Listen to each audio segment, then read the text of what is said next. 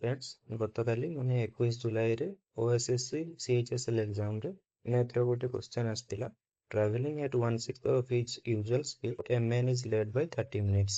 what will be the usual time taken by the man to cover the same distance देखो बहुत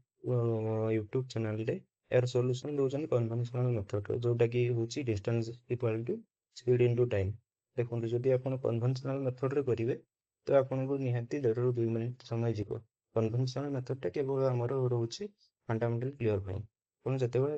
competitive ଏକ୍ଜାମ୍ରେ ବସୁଛନ୍ତି ମାନେ ଆପଣଙ୍କର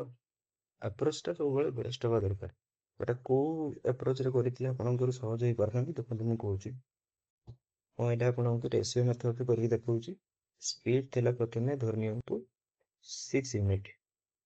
ତାର 1/6 କେତେ ହେଲା 1 ୟୁନିଟ୍ ତ ଟାଇମ୍ ସେମିତି ହେବ time is always inversely proportional to speed ତ ଟାଇମ୍ ତାର ଅପୋଜିଟ୍ ହେଇଯିବ 1:6 ହେଇଯିବ तो एक्स्ट्रा टाइम आम के जाऊँगी 5 यूनिट 5 यूनिट्र भैल्यू देती आमको 30 मिनिट जदि 5 यूनिट्र भैल्यू 30 मिनिट होची तो आमको मागी 1 यूनिट केते हबो तो 30 divided by 5 equal to 6 minute हबो तो डायरेक्टली आपण एटा 6 कर परिबे जोटा कि आपनकर केवल 20 ରୁ 30 सेकंड भितर आंसर टी हे परिबो